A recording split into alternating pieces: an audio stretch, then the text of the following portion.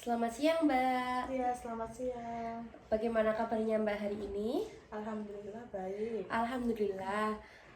Untuk sebelumnya perkenalkan, saya Atia Zaneta dari mahasiswa Gizi yang sedang melakukan magang di Puskesmas ini. Sebelumnya ini atas nama Mbak siapa ya? Panggil aja Mbak Rina. Oh baik, Mbak Rina. Mbak Rina ini mau melakukan tes kesehatan untuk pranikah ya? Iya. Kalau boleh tahu, kira-kira waktu nikahnya kapan ya, Mbak? Kurang lebih sekitar 1 bulan. Oh, 1 bulan lagi, berarti kira-kira bulan Desember nggih, Mbak? Iya. Oh, baik. Untuk sebelumnya, tujuan konseling kali ini, saya ingin menggali informasi terkait kebiasaan pola makan Mbaknya dan eh, persiapan apa sih yang harus disiapkan saat menjelang pernikahan, maksudnya persiapan kesehatan apa sih yang harus dilakukan sebelum menjelang pernikahan. Apakah Mbaknya bersedia untuk melakukan konseling untuk kali ini? Iya, saya bersedia. Baik, izin memberikan informasi untuk konseling ini akan dilakukan selama kurang lebih 15 sampai 20 menit. Apakah Mbaknya bersedia? Iya, bersedia. Bersedia. Baik, sebelumnya izinkan saya sambil mencatat ya, Mbak. Iya, silakan. Baik. Ini kalau boleh saya tahu untuk tanggal lahir Mbaknya tanggal berapa nggih? 16 September Ya, 2000 tahun 2000. tahun 2000, baik. Umurnya kali ini 25 nggih, Mbak? Iya. Nggih, baik. Eh, Kalau boleh tahu berat badan terakhir berapa nggih, Mbak? Mungkin sekitar 52. 52 kilogram. Iya. Untuk tinggi badannya, Mbak? Kemarin itu saya periksa itu sekitar 155. Oh, baik, 155. Apakah melakukan pengukuran lingkar lengan atas, Mbak? Belum. Oh, belum. Baik, Mbak. Kalau boleh saya tahu untuk aktivitas sehari-hari Mbaknya gimana nggih? Kerja Oh, untuk kerja. Untuk kalau boleh tahu kerjanya sebagai apa? karyawan. Karyawan.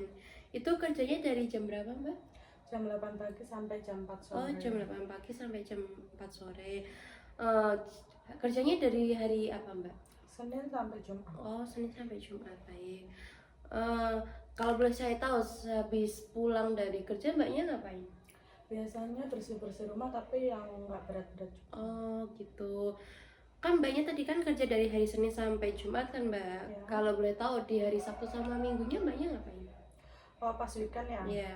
Weekend biasanya juga bersih-bersih rumah, Oh, tapi yang bersih. berat. Oh iya, terus? Habis itu olahraga tapi cuma kayak jalan kaki aja, sama nge-gym sih. Kalau boleh saya tahu untuk jalan kakinya kira-kira berapa kali Mbak dalam 1 minggu? Biasanya cuma 1 kali sih. Oh, 1 minggu 1 kali. Untuk olahraga gymnya tadi? 2 kali seminggu. Seminggu 2 kali. Kalau boleh tahu tadi Mbaknya pas kerja ke kantor ya, itu kira-kira jalan kaki atau pakai alat transportasi pribadi atau gimana? Biasanya pakai motor sendiri sih. Oh, pakai motor, baik. Kalau boleh saya tahu, apa Mbaknya punya alergi makan nggak? Nggak ada. Nggak ada. Untuk pantangan makan, apakah Mbaknya punya? Nggak ada. Baik. Kalau untuk diet, apakah Mbaknya sedang menjalankan diet saat ini? Nggak ada juga. Nggak ada juga. Kalau boleh saya tahu untuk kira-kira dalam 1 hari asupan makan Mbaknya itu berapa kali nggih? 3 kali sehari. 3 kali sehari. Itu sama sering nyemil gitu nggak, Mbak? Oh iya, nyemil biasanya sekali. Oh, baik. Untuk sebelumnya izin saya untuk menggali informasi terkait asupan makan Mbaknya ya dalam 1 bulan terakhir ini ya, Mbak. Ya. Kalau boleh tahu untuk makanan pokok karbohidrat gitu, kira-kira makanan pokok apa yang sering Mbaknya konsumsi? Nasi ya. Nasi. Ya. Kalau nasi itu setiap hari ya pastinya. Kalau boleh tahu sehari itu berapa kali nggih, Mbak? Ya 2-3 kan. 2 sampai 3 kali. Kalau boleh tahu itu untuk nasinya tuh porsinya seberapa ya, Mbak? Dalam sekali makan itu pakai piring atau pakai centong? Pakai centong. Pakai centong. Untuk centongnya ya bagaimana, Mbak? Yang ini. Oh, baik. Itu dalam sekali makan tuh berapa centong, Mbak? 2 centong. 2 centong. Kalau untuk ada lagi mbak yang dikonsumsi selain nasi putih? Ubinya ubi apa ya mbak? Kalau boleh saya tahu. Yang ini. Oh, ubi putih ya mbak. Ya. Itu sering mbaknya mengkonsumsi atau? Kadang cuma pas weekend aja. Oh, pas weekend. Berarti seminggu berapa kali mbak kira-kira? Iya, 2 sampai 1 kali. Oh ya baik. Kalau boleh tahu, itu kira-kira untuk sekali makan mbaknya itu mengkonsumsi berapa ubi mbak? 1 ubi. Satu ubi. Kira-kira ubinya yang mana mbak? Yang ini. Oh ya baik. Eh, ada lagi mbak makanan pokok yang dikonsumsi selain nasi sama ubi putih?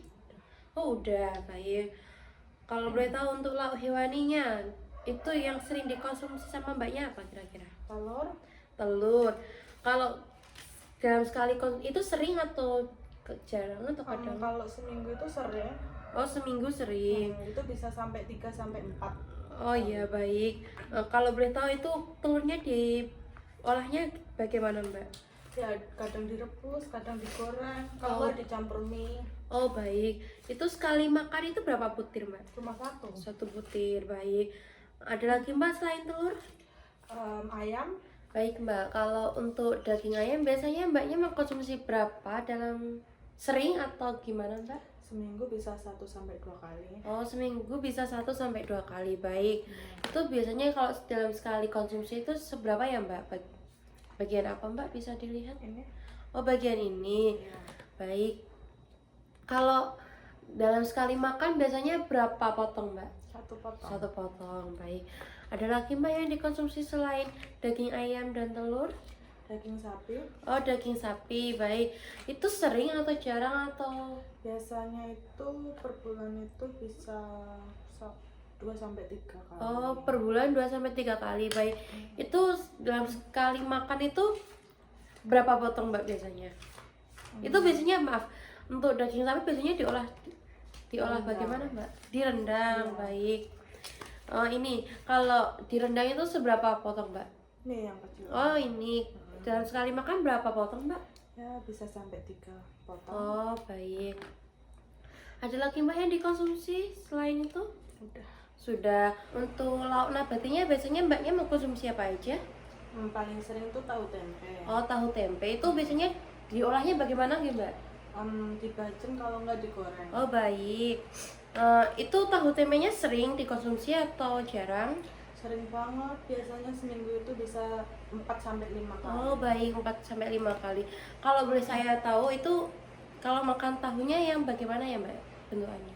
Yang ukuran segini. Oh yang ini baik. Itu dalam sekali makan itu berapa potong mbak kira-kira? Cuma 1 potong. 1 potong baik. Kalau untuk tempenya itu yang bagaimana mbak bentuknya? Ini. Oh yang B ya baik.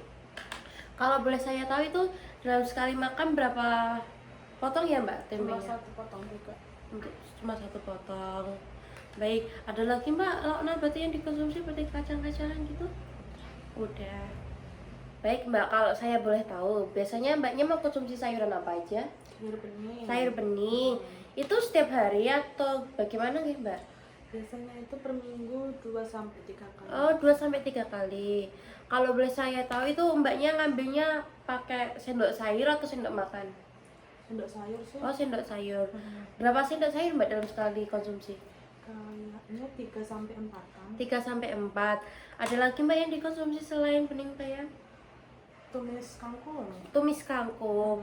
Itu juga sering kayak sayur bening gitu? Enggak. Enggak. Itu cuma kayak sebulan itu bisa 2 sampai 3 kali. Oh, sebulan 2 sampai 3 kali. Kalau boleh tahu itu ngambilnya biasanya pakai apa mbak? Sendok sayur atau sendok makan atau gimana? Cuma pakai sendok makan aja. Oh sendok makan. Berapa sendok makan mbak dalam sekali konsumsi? Kayaknya 4 sampai 5-an deh. 4 sampai 5. Ada lagi mbak yang dikonsumsi? Balado terong. Oke, balado terong ya. Itu sering setiap hari. Enggak, sama juga kayak Oh, tumis kangkung. Sebulannya 2 kali gitu ya? Kalau saya boleh tahu itu dalam sekali makan tuh berapa? Ambilnya pakai sendok gitu? Sendok makan juga. Itu berapa sendok makan mbak? Ini juga sama 4 sampai 4 sampai 5 sendok makan. Oh baik. Ada lagi mbak selain bening bayam, tumis kangkung dan balado terong? Sudah. Kalau buah-buahan biasanya mbaknya paling sering mengkonsumsi apa aja? pepaya sih. Pepaya. Itu berapa kali mbak dalam? Kalau pepaya itu seminggu itu malah sering. Oh seminggu sering, berarti sehari bisa. Ya bisa. Oh kalau boleh tahu sehari bisa berapa kali mbak makan? Kalau sehari itu cuma 1 kali. Sehari 1 kali, baik. Kalau untuk pepaya yang udah dipotongan atau yang utuh kayak gini mbak? Nah untuk kayak gitu. Oh yang utuh kayak gini, itu 1 potong gitu? 1 potong. 1 potong. Ada lagi mbak yang dikonsumsi? Pisang. Pisangnya pisang apa enggak mbak kalau boleh saya tahu? Pisang Ambon. Pisang Ambon, baik. Itu sering juga setiap hari? Enggak sih, per minggu itu kayak bisa cuma 3-4 kali. Oh 3-4 kali. Kalau boleh tahu itu pisangnya tuh 1 buah atau cuma setengahnya aja? Ya cuma 1 buah itu. Oh 1 buah. 1 gitu. potong. Oh baik. Ada lagi mbak yang dikonsumsi selain pepaya, pisang Ambon?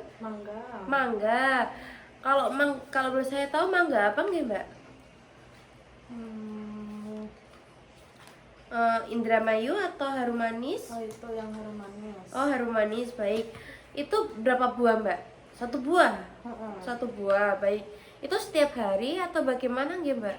Kalau musiman itu tahu Oh, nggak sih itu? oh iya ya, berarti kalau musiman tuh 1 tahun kira-kira 3 kali ya mbak? Ya sekitaran itu lah. Oh tapi sering ya mbak? Sering banget. Oh iya baik. Kalau untuk ada lagi mbak selain itu? Durian, wah enak itu mbak. Iya. Itu favorit. Oh favorit. Kalau boleh saya tahu itu makanya juga sering mbaknya atau gimana? Iya kalau misalnya lagi musim. Oh musim. Kira-kira dalam 1 tahun itu berapa kali mbaknya? Cuma 1 kali. Oh 1 kali, baik. Itu seberapa mbak? Yang dipotong gitu, yang kayak gini? Yang Oh kayak yang gitu. kayak gini, baik. Ada lagi mbak selain pisang Ambon, pepaya, mangga, durian? Nanas. Oh nanas, wah segar banget itu mbak. Iya. Kalau boleh tahu itu setiap hari juga atau? Enggak sih kalau musim juga. Oh musiman juga, berarti kira-kira 1 tahun berapa kali mbak? Kayaknya 2 kali. 2 kali, baik. Itu berapa potong mbak? Segini, potongan segini? Sekitar segitulah. Oh ya baik. Ada lagi mbak selain itu? Alhamdulillah. Kalau untuk minuman mbak biasanya mengkonsumsi apa aja? Air putih, Ya. Terus es teh panas ya. Terus? sama kopi. Oh kopi. Ada lagi mbak susu gitu? Enggak sih. Oh enggak, minuman berasa gitu juga enggak? Enggak. Oh ya. Kalau boleh tahu itu air putih biasanya mbaknya mengkonsumsinya setiap hari kan ya pasti. Itu berapa gelas mbak? Sekitar 8-9.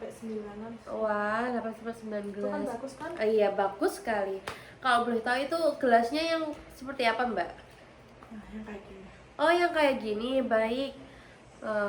Kalau untuk es tehnya itu atau teh panasnya itu sering juga setiap hari? Enggak juga sih. Kalau seminggu kira-kira berapa kali, Mbaknya? Seminggu paling 2-3 kali. 2-3 kali, baik. Itu gelasnya seberapa, Mbak? Dalam sekali minum? Yang Oh, yang ini, baik. Itu 1 gelas ya, Mbak?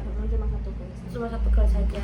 Kalau untuk kopinya mbak itu sering juga? Enggak sih, sebulan paling cuma 2-3 kali. Oh 2-3 kali.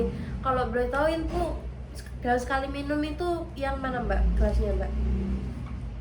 Yang ini. Oh yang ini, baik.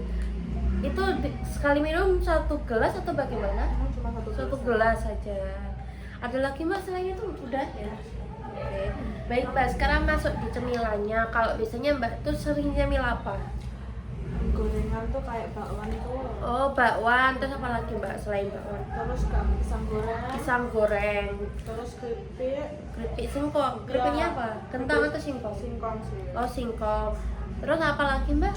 Sama itu gorengannya tuh yang isi sayur itu. Oh risol sayur, baik. Kalau boleh tahu itu bakwannya tadi itu sering setiap hari gitu? Iya. Malah setiap hari. Setiap hari, itu setiap harinya berapa kali mbak? Ya paling cuma 2 potong. Oh 2 buah gitu ya? Nah, Oh baik.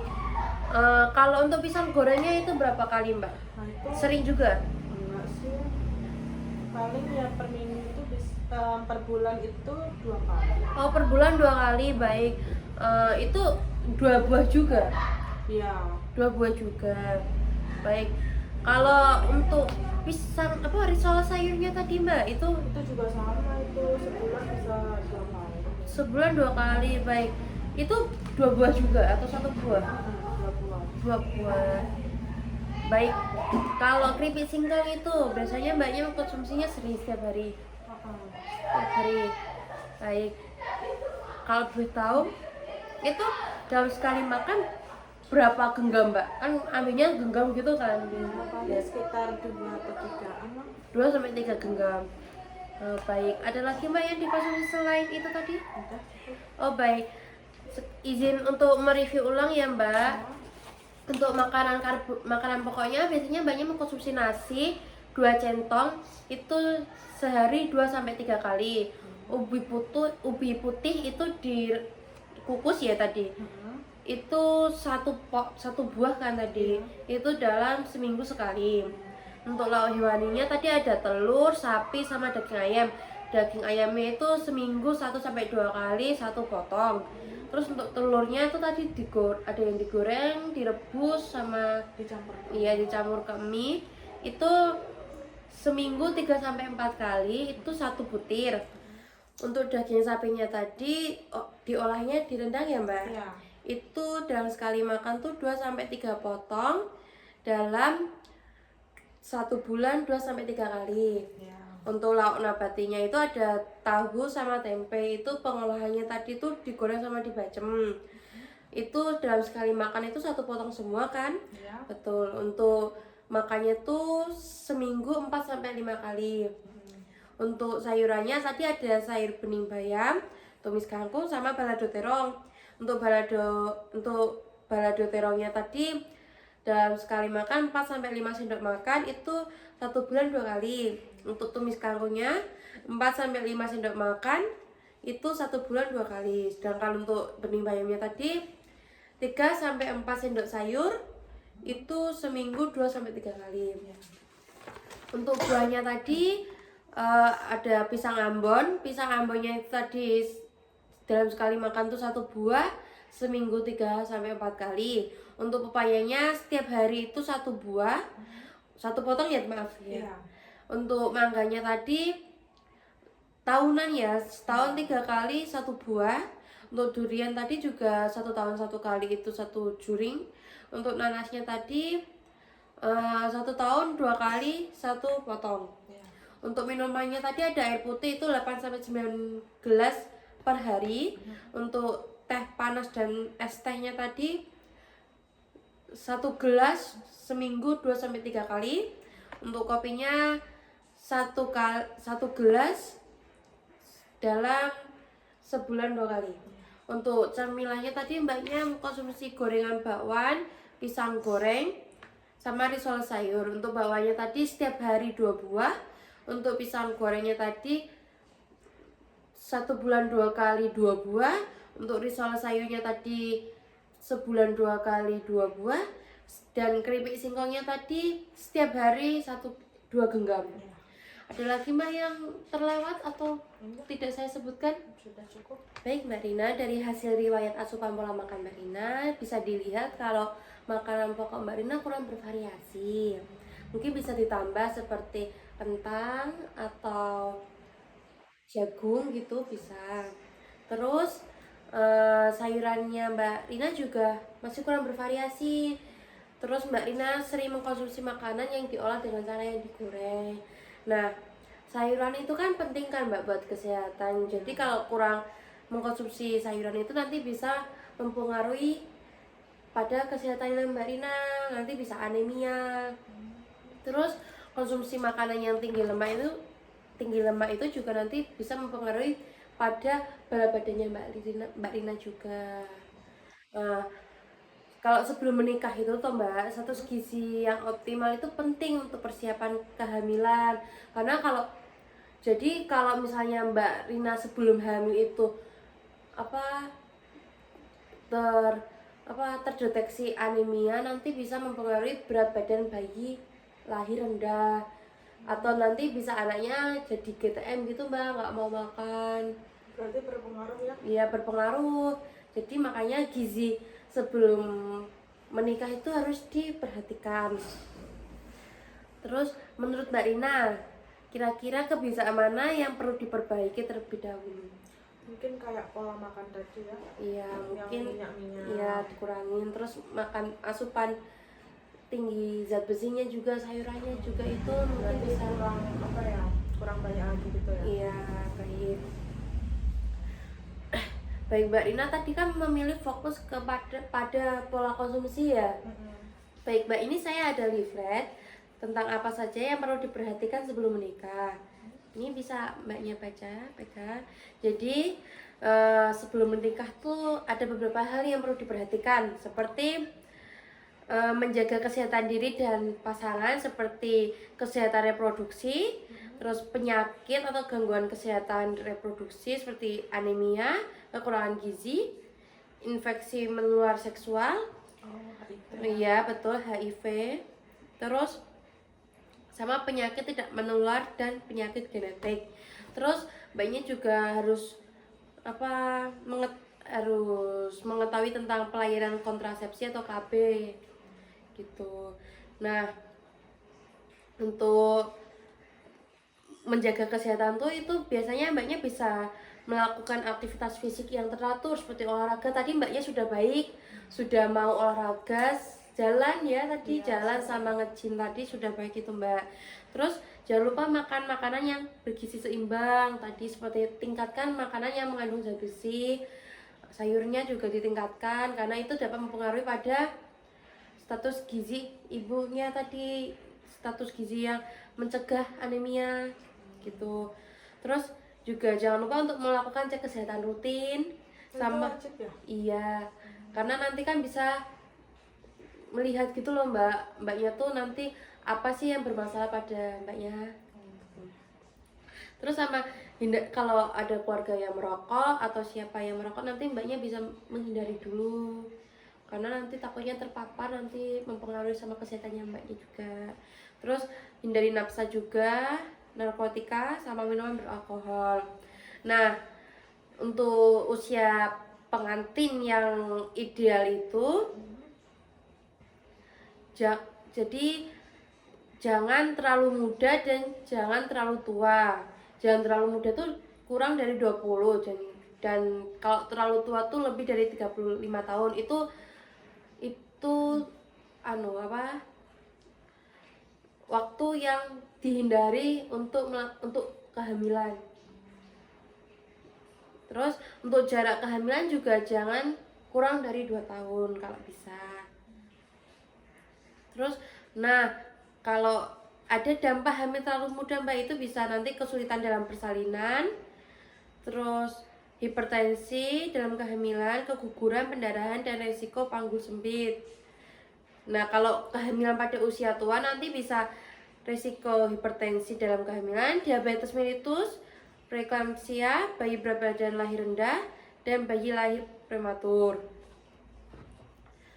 Nah, ini bisa dilihat.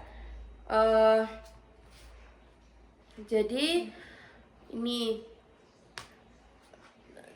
sebelum menikah tuh yang harus diperhatikan tuh tentang kadar hemoglobinnya itu mbak. Jadi jangan sampai anemia, karena anemia itu nanti akan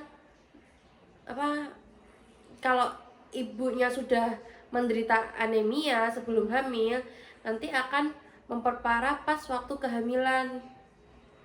Nanti bisa ini mbak, bisa menimbulkan pendarahan sebelum atau saat melahirkan. Terus menambah resiko bayi lahir dengan berat badan rendah. Terus kalau ibunya anemia berat, nanti ibunya bisa naudzubillah bisa menyebabkan kematian ibu dan anak. Itu juga berpengaruh. Ya, berpengaruh pada itu. Terus tadi yang saya sebutkan tadi bisa mempengaruhi pada anak susah makan, itu juga. Berarti HB-nya harus Iya, dikontrol terus ya. iya betul. Terus jangan lupa untuk konsumsi tablet tambah darah juga mbak. Ini kalau tablet tambah darah itu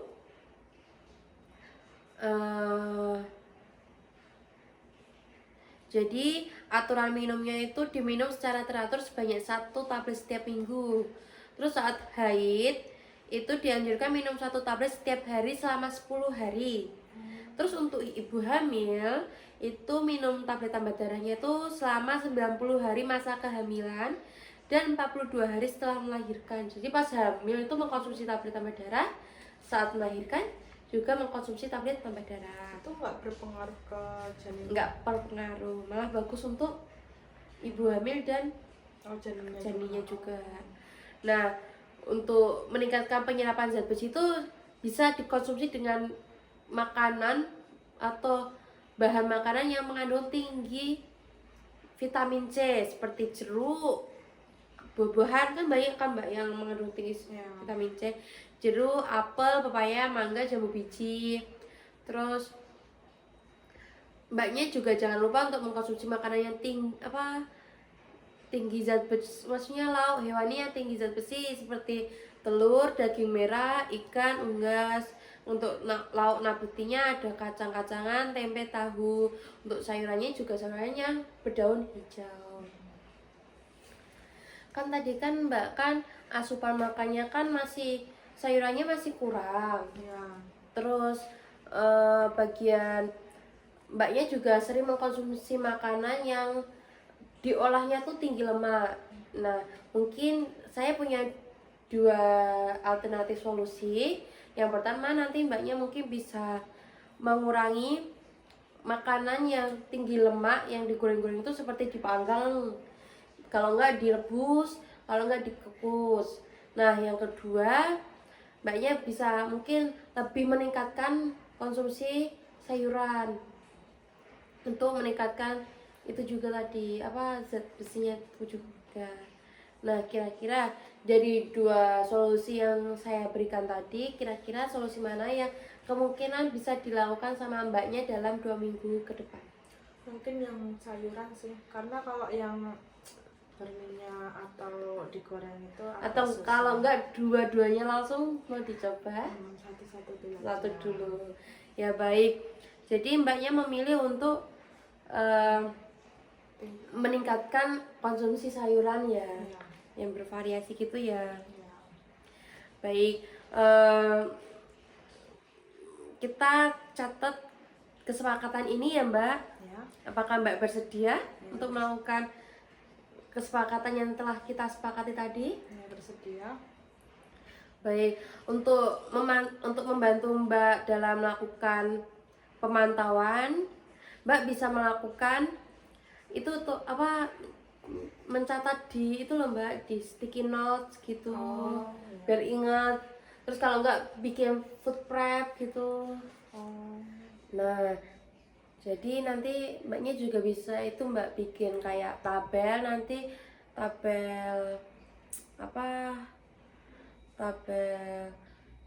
pencapaian. Jadi kalau misalnya ada hari yang mbaknya nggak bisa melakukan, nanti bisa disilang. Nah, terus nanti pas kemudian kita ketemu lagi, nanti bisa kita diskusikan lagi, kok bisa sih pas hari itu tuh kenapa nggak bisa terlaksana gitu. Nah, kalau misalnya mbaknya itu berhasil mencapai tujuan selama 2 minggu, mungkin mbaknya bisa memberikan reward kepada diri sendiri. Nah, itu rewardnya bisa beli skincare atau nonton film, jalan-jalan atau shopping, intinya yang atau me time atau membeli alat olahraga, intinya yang mbaknya suka gitu.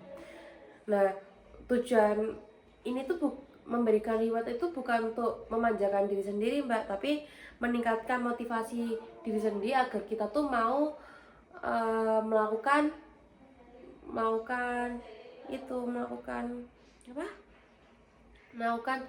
kesepakatan yang telah disepakati.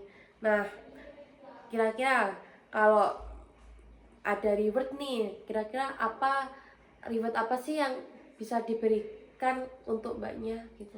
Paling kayak me time, terus jalan-jalan, shopping gitu, jalan-jalan gitu ya. Baik. Nah, jadi dari konseling ini bisa ditetapkan tujuan kita tadi untuk memperbaiki pola makan, khususnya menambah asupan sayuran Mbak Rina. Terus untuk target kita nanti 2 minggu ke depan.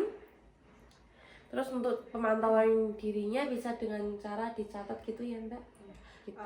Lebih mudah kayak dibikin tabel aja. Iya, bikin tabel gitu.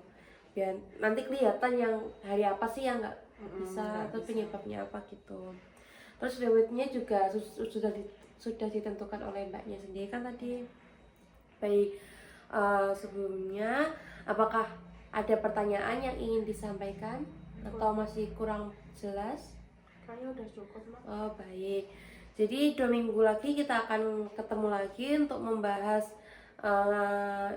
tadi apa yang kayak misalnya ada hari yang tidak bisa tercapai, nanti kita bahas penyebabnya apa, cara untuk menanganinya gimana, solusinya gimana.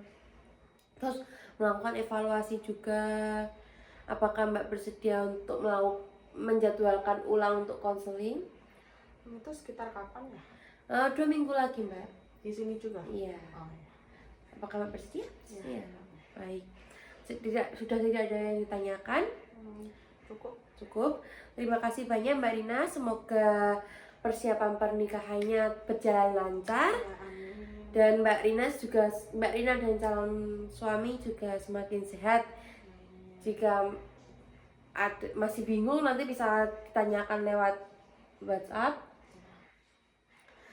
Sampai jumpa di sesi konseling berikutnya. Terima kasih ya atas Ya. sarannya.